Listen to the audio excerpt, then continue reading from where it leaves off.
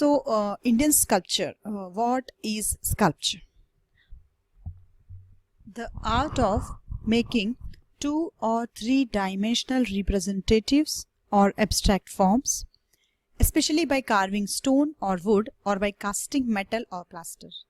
तो कोई भी ऐसी चीज जब आप स्टोन को, वुड को यूज करके या किसी मेटल या प्लास्टर को यूज करके कभी किसी चीज में कार्विंग्स करते हो, है ना, ऐसे एब्स्ट्रैक्ट फॉर्म्स क्रिएट करते हो जिससे कि एक 2D और 3D पिक्चर क्रिएट होता है, तो उसे हम स्कल्पचर कहते हैं। हिंदी में इसे मूर्ति कला कहते हैं, मूर्ति कला।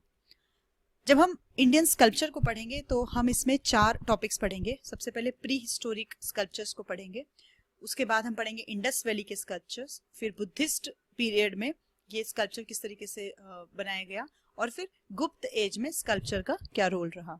तो all this things will cover in today's lecture. Let's start with prehistoric sculpture. Now what do we mean by prehistoric sculpture? Prehistoric period का मतलब होता है कि ऐसा पीरियड जिसके कि कोई रिटर्न रिकॉर्ड्स आपके पास अवेलेबल नहीं होते, तो उससे पहले का हम हिस्ट्री को वहां से कैलकुलेट करते हैं जहां से हमारे पास रिकॉर्ड्स होते हैं। तो उससे पहले का जो पीरियड है वो कहलाता है प्री हिस्टोरिक पीरियड। तो इंडिया में 70,000 BC, जिसको हम लोअर पैलियोलिथिक एज कहते हैं, उस समय पे कुछ स्टोन वर्क पाए जाते थे। कल्चरल स्टोन वर्क आपको उस समय के मिलेंगे, उन्हें हम कहते हैं प्रिमिटिव आर्ट्स। उसके बाद जब ब्रोंज एज आई, पैलियोलिथिक के बाद, तो ब्रोंज एज के अंदर भी हमको इंडियन सब कॉन्टिनेंट पे आर्टिस्टिक एक्सप्रेशन थ्रू स्कल्पचर देखने को मिलता है ब्रोंज एज के अंदर। उसके बाद हम ये चीज देखते हैं कि जो स्कल्पटर्स थे इन प्री हिस्टोरिक पीरियड के अंदर, उनका जो फोकस था वो किसी 3 डायमेंशनल फिगर पे नहीं था। आप देखिए यहाँ पे ये जो है ये इंडियन नहीं है, राइट में जो दिखाया गया है, this is not in Indian pre historic sculpture, this is Indian pre historic sculpture. तो अगर मैं इंडियन की बात करूं तो यहाँ पे जो फोकस है वो किसी भी 3D फिगर पे नहीं है, जो फोकस है वो लीनियर कैरेक्टर पे है, मतलब आउटलाइन ड्रॉ करके फिगर को बनाने की कोशिश की गई है। तो इस तरीके के पिक्चर्स जो है वो इंडिया में मिलते हैं इस पर्टिकुलर एज के अंदर, प्री हिस्टोरिक एज में।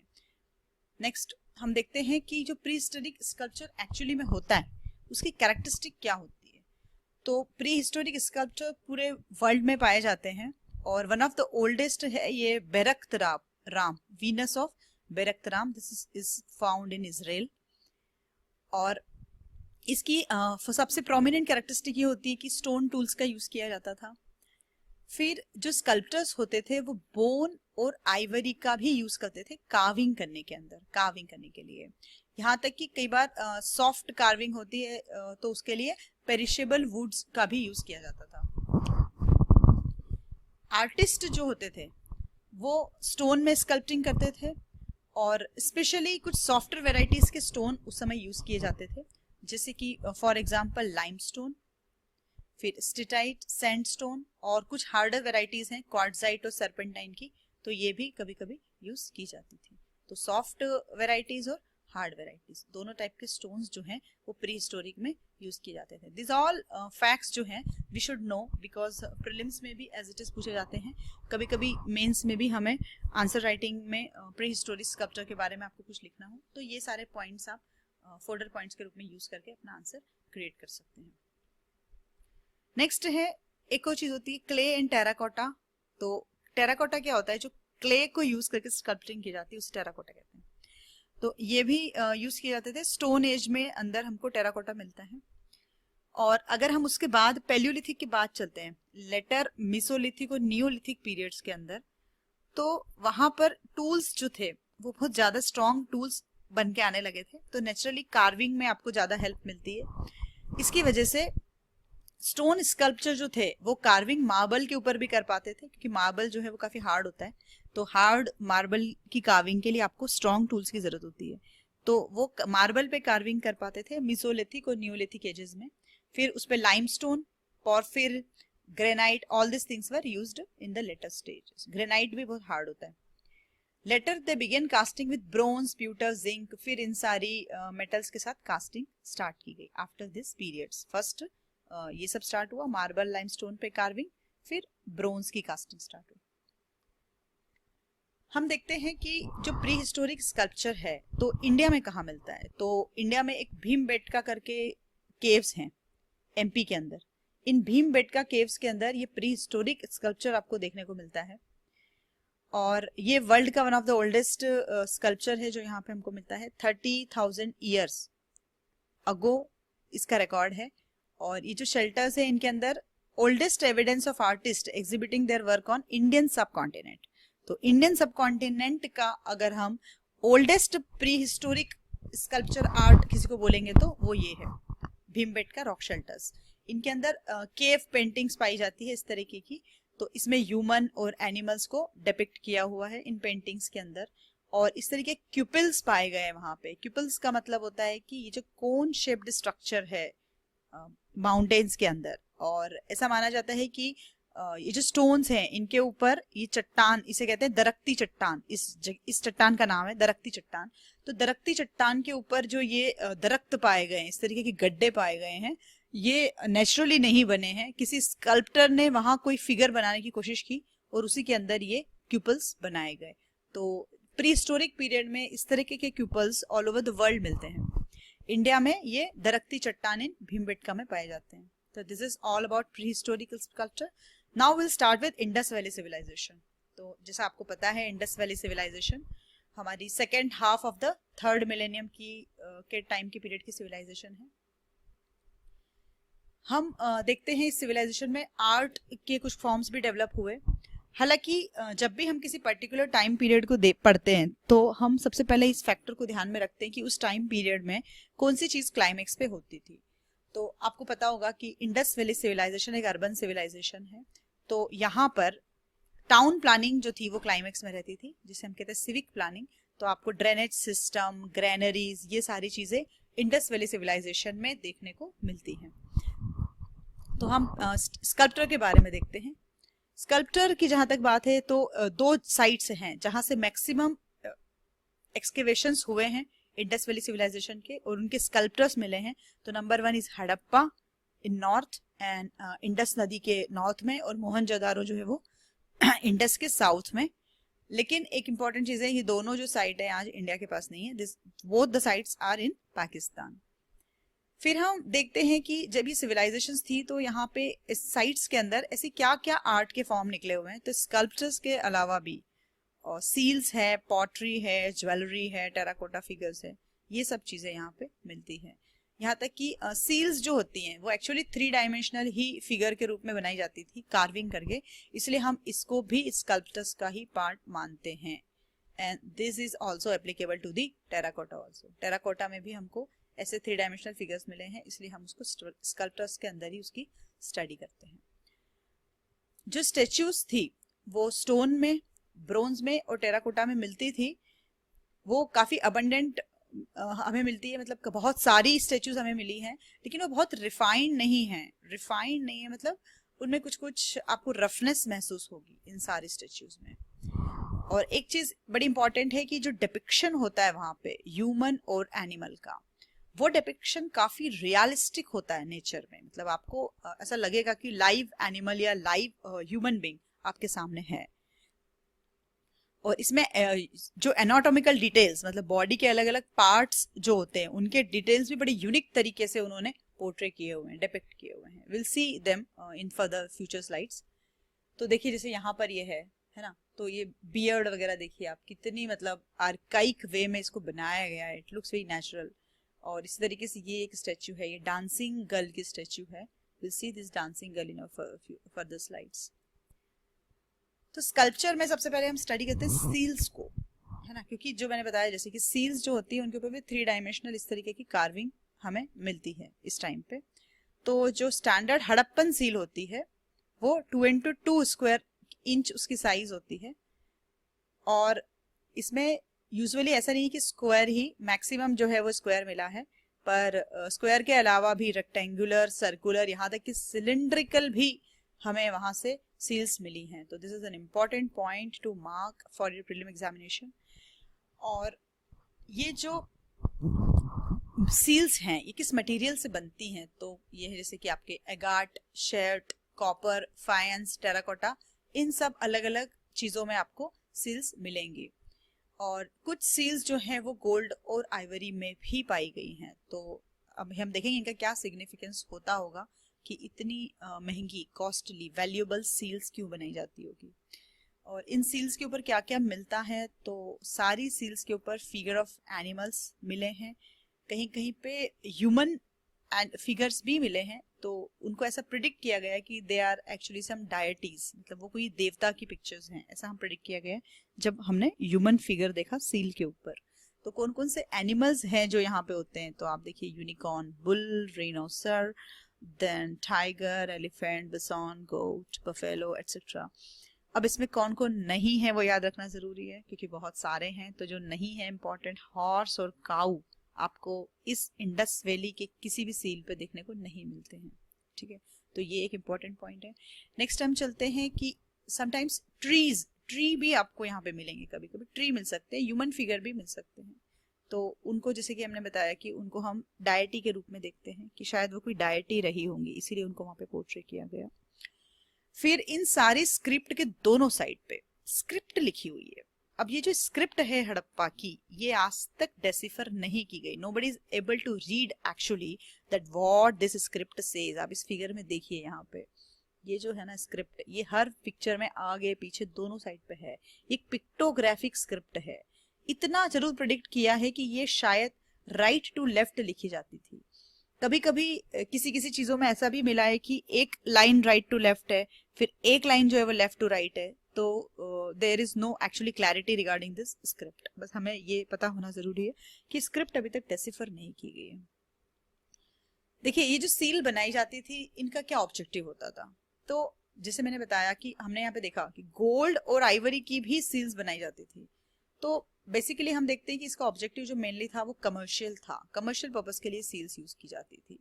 तो कमर्शियल पर्पस के लिए जब यूज की जाती थी तो नेचुरली गोल्ड और आइवरी से अगर बनाई जाती होगी, तो ऐसा हिस्टोरिकल जो स्कॉलर्स होते हैं वो ऐसा मानते हैं कि मे बी उनकी वैल्यू ज्यादा होती है, तो कोई प्रीशियस चीजों को खरीदने में, लेन देन में उसका यूज किया जाता हो।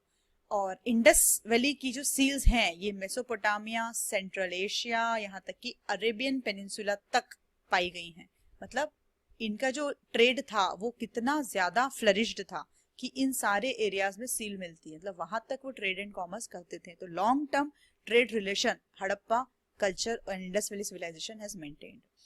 तो जो सील थी वो आज जैसे हम आईडी कार्ड कैरी करते हैं ना, तो जो आईडी कार्ड कैरी करते हैं मतलब हम अपनी पहचान के रूप में उसे यूज करते हैं।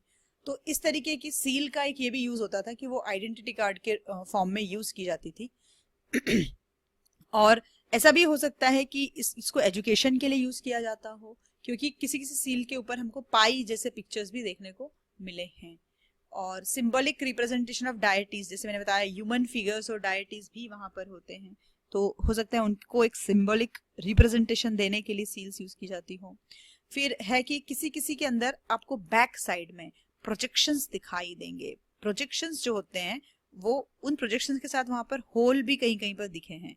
तो ऐसा भी हो सकता है कि इनको गले में नेकलेस के रूप में या ज्वेलरी के रूप में कहीं पर तो पहनने के लिए यूज किया जाता है। तो this can be the objective of making this seals. थोड़ी सी सील्स देख लेते हैं कौन कौन सी सील्स इंपॉर्टेंट है। एक मोहनजोदारो की सील है जिसे हम कहते हैं पशुपतिनाथ। पशुपतिनाथ का ये वाला पिक्चर है, actually this is the picture of Pashupatinath. This is a female deity which is seated in cross legged position. तो इसके आसपास कुछ एनिमल्स हैं, तो ये एनिमल्स लेफ्ट और राइट में कौन कौन हैं ये हमें पता होना इंपॉर्टेंट है। जैसे आप देख रहे हैं यहाँ पे लेफ्ट में एक एलिफेंट है, एक टाइगर है, देन राइट में राइनो है, देन बफेलो है, देन इनके जो नीचे हैं ये एंटीलोप है। और यहाँ पे ऊपर कुछ और फिगर्स बने हुए हैं। This looks like a human figure here again. और फिर ऐसा लगता है यहाँ कोई स्क्रिप्ट लिखी गई है।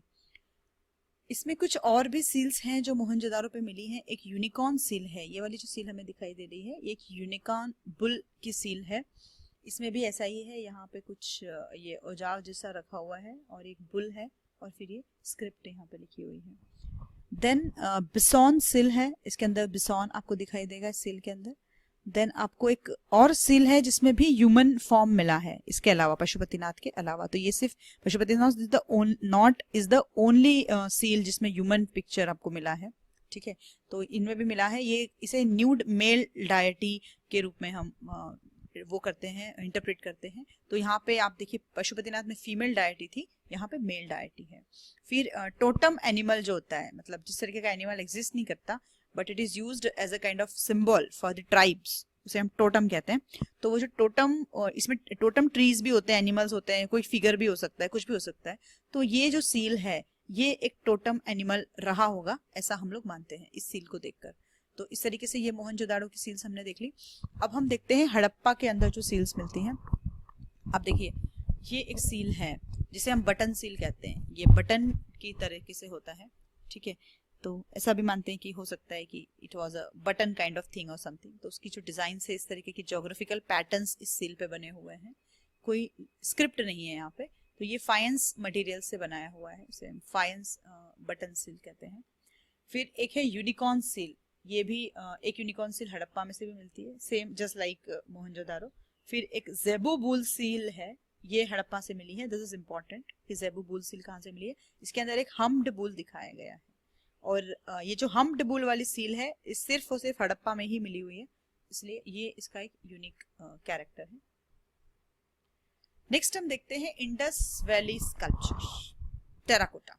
नेक्स्ट पार्ट, सील हमने देखा, अभी हम देख रहे हैं टेराकोटा। टेराकोटा क्या होता है? क्ले को यूज करके जो स्कल्पचर बनाए जाते हैं उन्हें हम टेराकोटा कहते हैं।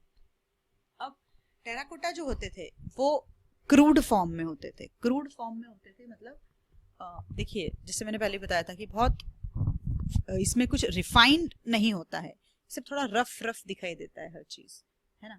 ये देखिए इसका आप आईज वगैरह देखिए, तो may be it is destroyed, excavation वगैरह के में ये निकली हुई चीजें हैं, बट स्टिल इनके अंदर आपको बहुत रिफाइंडनेस नहीं मिलेगी। तो ये जो होते हैं ज्यादा रियलिस्टिक होते हैं रादर देन रिफाइंड, है ना। इनको आर्टिफिशियल लुक देने की कोशिश कभी नहीं की गई है। तो क्या क्या चीजें हैं जो इंडस वैली के अंदर टेराकोटा के फॉर्म में मिलती हैं, तो उसमें एक इंपॉर्टेंट है toy cart. Toy cart, this is toy cart, ये रही यहाँ पे, ये टॉय कार्ट है। तो इस तरीके के और भी टॉयज मिले हैं जिनके अंदर व्हील्स, व्हिसल्स, रैटल्स, इन सब का यूज किया गया है। और बर्ड्स, एनिमल्स, गेम्समैन, डिस्क भी इसके अंदर रेंडर की जाती थी टेराकोटा में।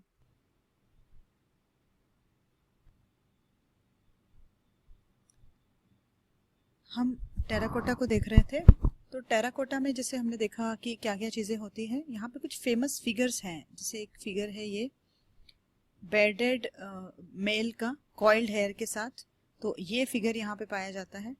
और एक है टॉय कार्ड्स, ये जो हम देख रहे हैं टॉय कार्ड्स। फिर एक मदर गॉडेस, मदर गॉडेस जो है वो मोहनजोदारो से मिली है, ये मदर गॉडेस हैं। ऐसा मानते हैं कि एक फीमेल डायटी थी, उस समय की प्राइमरी डायटी मदर गॉडेस होती थी। मदर गॉडेस की और भी स्कल्पचर्स, स्टेच्यूज मोहनजोदारो में से मिली हैं। एक हम्ड बुल का स्कल्पचर है ये वाला, this is humped bull sculpture, और ये भी यहाँ पे एक्सकेवेट हुआ है टेराकोटा के फॉर्म में। नेक्स्ट हम देखते हैं ब्रोंज स्कल्पचर्स। तो ब्रोंज स्कल्पचर की जो टेक्नोलॉजी है ये अपने आप में थोड़ी सी कॉम्प्लिकेटेड टेक्निक होती है। तो हड़प्पा जो है वो काफी मतलब डेवलप्ड रहा है अपने आप में, इसलिए आप देखिए टेक्निकली साउंड चीजें आपको हड़प्पन सिविलाइजेशन के अंदर मिलेगी। तो ब्रोंज स्कल्पचर के अंदर क्या होता है कि the bronze statues were made using lost wax technique. Lost wax technique होती थी, उसको यूज करके ये बनाई जाती थी। तो इस टेक्निक में क्या होता था वो देखते हैं। This technique in which the wax figures were first covered with a coating of clay and then allowed to dry. तो उनके ऊपर एक क्ले की कोटिंग लगा दी जाती थी, फिर उसे सुखाया जाता था। Then the wax was heated and molten wax was drained out। तो उसे हीट करके जो वैक्स होता था वो बाहर आ जाता था, और जो क्ले होता था उसके ऊपर वो एज इट इज जिस भी फॉर्म में वो स्कल्पचर होता था, जिस शेप में होता था वो शेप ले लेता था। A tiny hole made in the clay all over to make this molten wax out. The hollow wood mold thus created was filled with molten metal which took the original shape of the object। तो उसके अंदर फिर जो hollow वो होता है, mould होता है जो कि क्ले से बना है, उसके अंदर वो मेटल डाल देते थे और फिर वो मेटल वो ऑब्जेक्ट ले लेता है। इस तरीके की लॉस्ट वैक्स टेक्निक इस सिविलाइजेशन में यूज की जाती थी। Once the metal is cooled the clay cover is completely removed. और इसमें human as well as animal figures दोनों के स्कल्पचर्स मिलते हैं ब्रोंज स्कल्पचर्स के अंदर। और ये इंपॉर्टेंट है कि ये जो लॉस्ट वैक्स टेक्निक है ये आज भी यूज की जाती है। This is a still surviving technique and this is very useful today's also. Bronze sculpture जो है आप देखते हैं, ये डांसिंग गर्ल ये हमको मिली है मोहनजोदाड़ो में। दिस इज इम्पोर्टेंट, जो इम्पोर्टेंट फिगर्स है ये कहाँ से मिले हुए हैं, कभी कभी ऐसे पूछ लिए जाते हैं एग्जाम में, प्रीलिम्स में स्पेशली। तो डांसिंग गर्ल है, इसमें ऐसा कोई वो डांस करती हुई दिखाई नहीं गई है, वो स्टैंडिंग पोजीशन में ही है, लेकिन इसको देखकर ऐसा अजम्पशन किया जाता है इसके प्रोफेशन को कि she must be a dancing girl, इसलिए उसका नाम डांसिंग गर्ल दिया गया है। बिकॉज ये जो आप देखेंगे यहाँ पे देखिए, ये एक न्यूड फीमेल है who is just wearing the bangles, तो ऐसा माना गया है कि she must be a dancing lady. और human figures of copper and bronze from Harappa and Mohenjodaro also we find the human figures of copper and bronze. तो उसमें ह्यूमन फिगर्स होते हैं, ये देखिए आप, bronze statue of a girl, ये देखिए ये जो स्टैच्यू है ये भी मोहनजोदारो से मिली हुई है और ये गर्ल की स्टैच्यू है। कॉपर डॉग एक है जो कि लोथल गुजरात से पाया गया, this is a copper dog, this is the copper dog. Then एक बुल भी है जो कालीबंगन से मिला हुआ है। मेटल कास्टिंग जो है वो आज भी, जैसे मैंने बताया, आज भी एक कंटिन्यूस ट्रेडिशन है। दिस इज इम्पोर्टेंट कि एक ट्रेडिशन जो इतने सालों से चली आ रही है, दिस इज मतलब ऐसा माना जाएगा कि वर्ल्ड की शायद ही ऐसी कोई ट्रेडिशंस होगी जो इतना लंबे टाइम तक सर्वाइव करती होगी, and this is one of them, so it is very useful and important. Next हम देखते हैं स्टोन स्कल्पचर्स। स्टोन स्कल्पचर में क्या होता है कि कार्विंग जो होती है वो स्टोन्स के ऊपर की जाती है। तो आप यहाँ पे एक पिक्चर देखेंगे, ये बड़ा इंपॉर्टेंट एक स्टोन स्कल्पचर है जो मोहनजोदारो में मिला है, इसे बेडेड मैन स्टोन स्कल्पचर कहते हैं। फिर ये एक जो सेकंड आपको दिखाई दे रहा है ये मेल टॉर्सो है, this is also stone sculpture, it was found in Harappa male torso and this is found इन मोहनजोदारो। देखिए जो बेडेड मैन है, ऐसा अज्यूम किया जाता है कि he must have been a priest, ये कोई प्रीस्ट रहे होंगे, है ना। तो इसमें जो draped in a shawl coming under the right arm, ये जो राइट आर्म है उसके ऊपर एक शॉल उसने डाली हुई है, and covering the left shoulder, ऐसे राइट आर्म से लेकर लेफ्ट शोल्डर पे कवर करके। The eyes are little elongated and half closed. तो इस तरीके की जो इसकी जो वो है एक्सप्लेनेशन इसका आप दे सकते हो इस स्कल्पचर को देख के। तो वो भी इस तरह की चीजें भी कभी कभी प्रीलिम्स में और मेंस में पूछी जाती हैं, तो हमें थोड़ा सा फिगर याद रखना चाहिए। अगर आपको फिगर याद रहेगा तो एक्सप्लेनेशन आपको याद रखने की ऐसे जरूरत नहीं पड़ेगी। फिर आप मेल टॉर्सो देखिए, ये रेड सैंडस्टोन में बना है, तो उसके हेड और आर्म्स जो हैं वो काफी सेपरेटली कार्व किए गए हैं। दिस इज इंपॉर्टेंट कि ये सेपरेट कार्विंग है और ये फिजिकल ब्यूटी को, मैन की फिजिकल ब्यूटी को हाईलाइट करता है मेल टॉर्सो। फिर हड़प्पा के अंदर एक मेल डांसर की भी फिगर मिली हुई है, ठीक है। तो ये भी एक इम्पॉर्टेंट इन्फॉर्मेशन है कि स्टोन स्कल्पचर्स कौन कौन सी है। तो 3 स्टोन स्कल्पचर है, एक ये है बेडेड मैन की, फिर एक मेल टॉर्सो की, फिर एक मेल डांसर है जो हड़प्पा में मिला हुआ है। नेक्स्ट हम देखते हैं अब बुद्धिस्ट स्कल्पचर, हमारा लेक्चर का थर्ड पार्ट, बुद्धिस्ट स्कल्पचर। तो बुद्धिस्ट स्कल्पचर मतलब बुद्ध से रिलेटेड जो स्कल्पचर आर्ट यूज की गई उसे हम बुद्धिस्ट स्कल्पचर मानते हैं, जो बुद्धिज्म में यूज की जाती है। तो पहले क्या था कि जब बुद्धिज्म रिलीजन फ्लरिश हुआ तो बुद्ध जो है वो नॉन ह्यूमन फॉर्म में डिपिक्ट किए जाते थे क्योंकि ऐसा माना जाता था कि Buddha is very abstract character, it's a very abstract character, तो you can not depict him in the form of a statue, आप उसे कन्फाइन नहीं कर सकते किसी स्टैच्यू के अंदर। इसलिए बुद्ध को हमेशा सिंबल्स से ही रिप्रेजेंट करते थे। ये सिंबल्स कौन कौन से होते थे? बोधि ट्री, धर्म चक्र जो व्हील होता है वो, फिर royal umbrella, stupa, then empty throne, elephant, ये सारे चीजें यूज की जाती थी। और ये जो रिलीजन का फॉर्म था इसे हीन यान ट्रेडिशंस कहा जाता है। This also called Theravada traditions and Hinayana traditions, जब बुद्ध को ह्यूमन फॉर्म में डिपिक्ट नहीं किया जाता था। उसके बाद क्या हुआ कि फॉरेनर्स आने लगे इंडिया में, क्रिश्चियन एरा आया। तो क्रिश्चियन एरा के अंदर ग्रीक्स और बहुत सारे फॉरेनर्स इंडिया के अंदर आए, रोमन्स। तो फॉरेनर्स का इन्फ्लुएंस रहा बुद्ध इस बुद्धिस्ट स्कल्पचर के ऊपर, और बिकॉज ऑफ दिस इन्फ्लुएंस एक रिलीजन आया, एक सेक्ट आया बुद्धिस्ट रिलीजन का, महायान। और फिर महायान सेक्ट ने यहाँ पे ह्यूमन फॉर्म में बुद्ध को पोर्ट्रे करना स्टार्ट किया। तो आप देखेंगे दिस वॉज द फिगर जहाँ पे बुद्ध बोधि ट्री के फॉर्म में ये पोर्ट्रे किए जाते थे इन हीनयान ट्रेडिशन, और फिर महायान ट्रेडिशन के अंदर बुद्ध जो है एक ह्यूमन फॉर्म में पोर्ट्रे किए जाने लगे। नेक्स्ट हम देखते हैं कि इस ह्यूमन फॉर्म में बुद्ध को स्कल्प्ट किए जाने के बाद कौन कौन से स्कूल्स ऑफ स्कल्पचर डेवलप हुए इंडिया में। तो 3 स्कूल हैं, गंधार, मथुरा और Amravati. And this is the fact कि जब बुद्ध को स्टैच्यू फॉर्म में, ह्यूमन फॉर्म में स्कल्प्ट किया गया, उसके बाद फिर ये चीज जैनिज्म और हिंदुइज्म में भी वहां से प्रोलिफरेट हो गई। तो हम इन तीनों स्कूल की कंपैरेटिव स्टडी करते हैं एक बार, फिर हम इनके फिगर्स देखेंगे, तो वहां से हमको ज्यादा पिक्चर क्लियर हो जाएगा कि इन में क्या होता है। तो सबसे पहले हम देखेंगे गंधार स्कूल। तो जो गंधार स्कूल है वो highly influence of Hellenistic and Greek art features रहा है, मतलब गंधार स्कूल पे इन्फ्लुएंस रहा है फॉरेन पीपल का। ठीक है, this is important, foreign art का इन्फ्लुएंस गंधार के ऊपर। अब मथुरा स्कूल को अगर हम देखते हैं तो वो इंडिजिनस है नेचर में। ठीक है, उसके जो भी चीजें हैं वो अपनी खुद की सिविलाइजेशन की, उस टाइम की खुद की रही है। नेक्स्ट चीज हम देखेंगे एक और अमरावती। तो अमरावती भी अपने आप में एक इंडिजिनस आर्ट है। फिर कहाँ पे कौन सा मटेरियल यूज किया जाता है, तो गंधार के अंदर ग्रे सैंडस्टोन यूज किया जाता था, यहाँ तक कि कुछ लाइम प्लास्टर की भी इमेजेस आपको गंधार वाले स्कूल में मिलेंगी। फिर नेक्स्ट स्कूल है आपका स्पॉटेड रेड सैंडस्टोन, यहाँ यूज किए जाते हैं मथुरा के अंदर।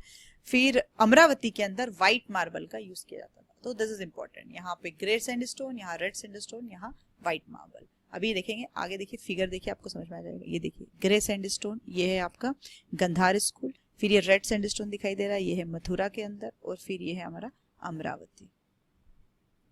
नेक्स्ट चलते हैं।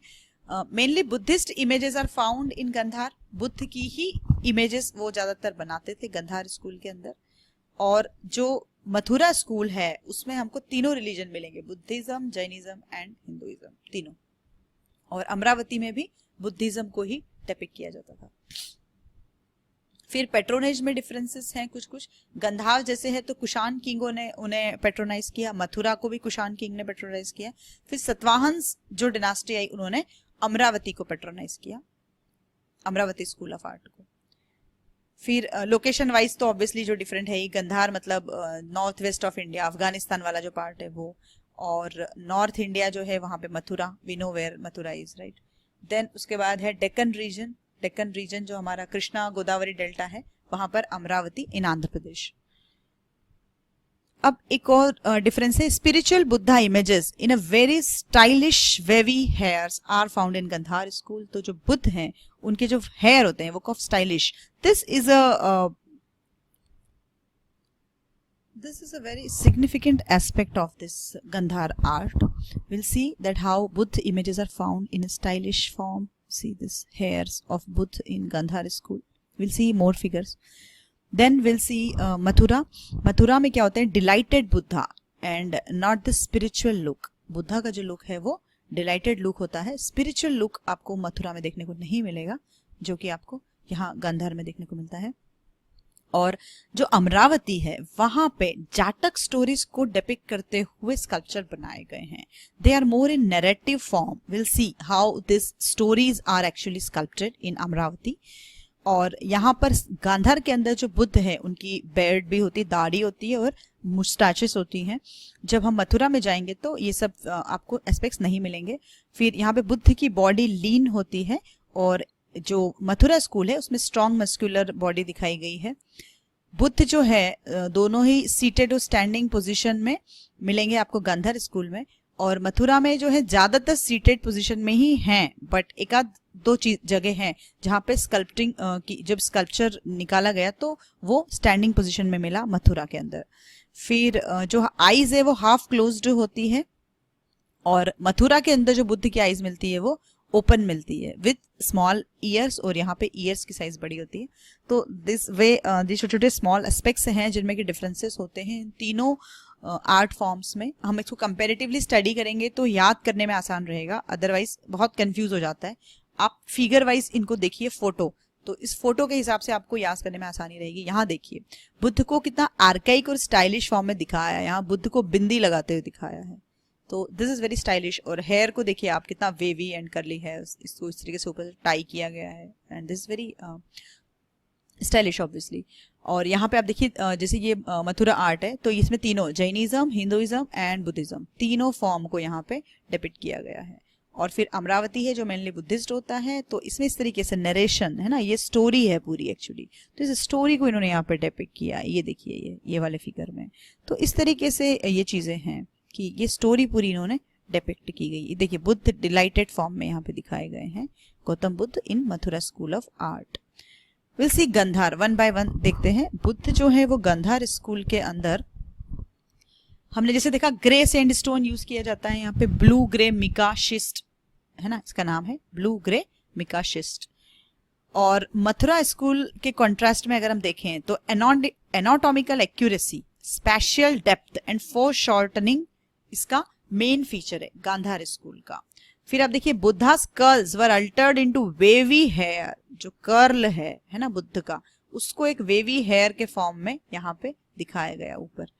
और the head of the Buddha matched very much with Greek God Apollo. तो जैसा मैंने बताया यहाँ पे ग्रीक और रोमन इन्फ्लुएंस है, इसकी वजह से जो ग्रीक गॉड होते हैं उनका जिस तरीके से फेस होता है, हेड होता है, वो उस तरीके से हेड यहाँ पे बनाया गया है। तो एक और चीज है कि रोमन मोटिव्स जो होते हैं उनको भी यहाँ पर डिपिक्ट किया गया है इसी आर्ट के अंदर। Interpretation of Buddha is sometimes presented through Roman motifs. तो रोमन और ग्रीक दोनों ही आर्ट्स का यहाँ पे इन्फ्लुएंस रहा है। अब सेकंड हम चलते हैं मथुरा स्कूल की तरफ। तो मथुरा स्कूल जो है वो कहाँ पर, कौन सी जगह, मथुरा के अंदर फ्लरिश हुआ।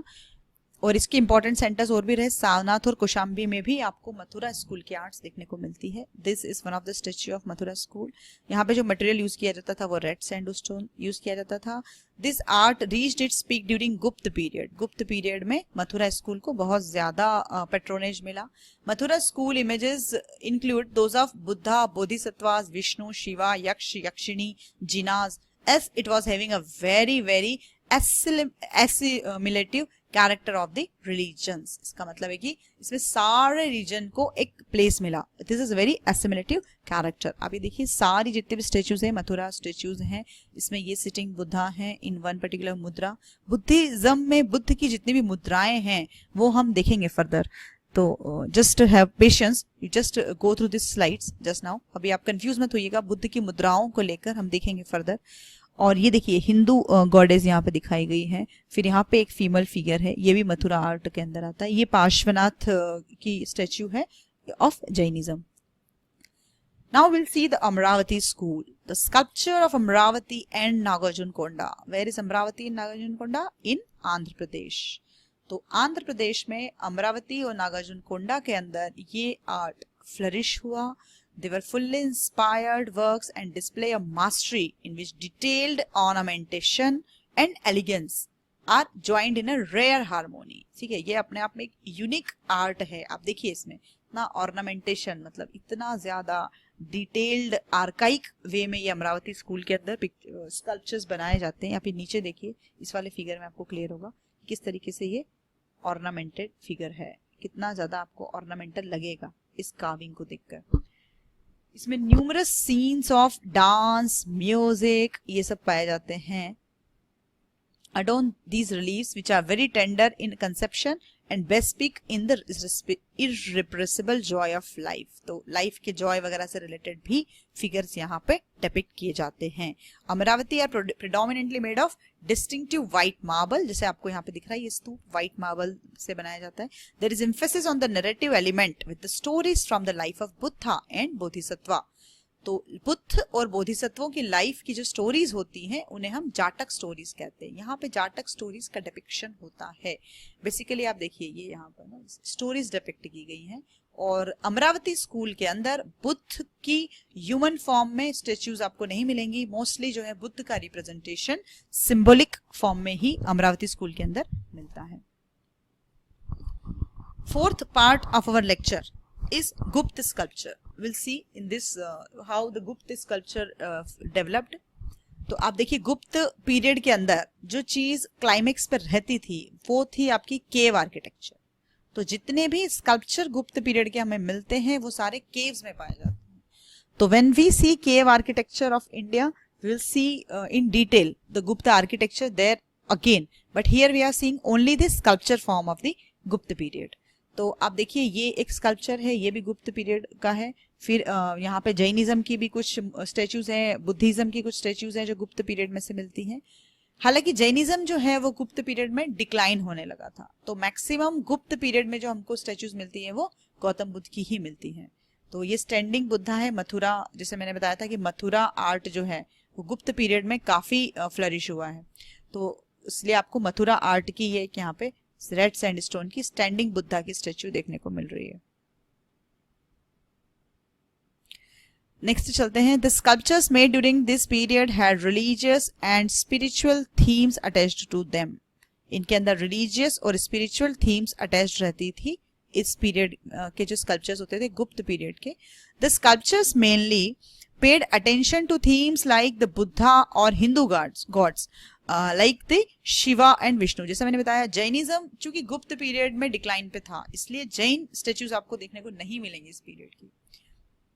फिर attention was given to the poses and gestures of the figure. जो इंपॉर्टेंट जिस चीज को दिया जाता था वो था पोज एंड गेस्चर्स, दो चीजें. फिर जो गुप्त इमेजेस होते हैं, the Buddhist ideal of serenity finds a Nobel expression in Buddhas face. Buddha के फेस का जो एक्सप्रेशन है वो काफी नोबल तरीके से यहाँ पे प्रेजेंट किया गया था. द स्माइल ऑफ बुद्धा, है ना, स्माइलिंग वे में बुद्धा को प्रेजेंट किया. The smile suggesting the ultimate harmony achieved by the enlightened one. क्योंकि बुद्ध को जब एनलाइटमेंट मिला, जब निर्वाण हुआ, तो उसके बाद जो उनके चेहरे पे स्माइल होनी चाहिए, वो स्माइल इस गुप्त स्कल्पचर के बुद्धा में आपको देखने को मिलेगी. पिंक सैंडस्टोन जो होता है वो भी गुप्त एज में मथुरा स्कूल के अंदर यूज किया जाता था in the place of red sandstone इस गुप्त स्कल्पचर के अंदर. ये आप देखिए स्कल्पचर जो है ये एलिफेंटा केव का स्कल्पचर है. This is a sculpture found in Elephanta cave. इस तरीके से केव्स के अंदर गुप्त स्कल्पचर मिले हैं. बाघ केव्स देखे एमपी में, वहां भी गुप्त के स्कल्पचर्स आपको मिलेंगे. अजंता की केव्स में मिलेंगे. तो केव आर्किटेक्चर के टाइम पे हम उसे रिविजिट करेंगे. तो this was all about this sculpture. In next lecture we'll see second part of the Indian sculpture, which is in medieval period and modern period, how the sculpture has flourished in those periods. Thank you for watching this series of art and culture. Hope you liked this video. Thank you.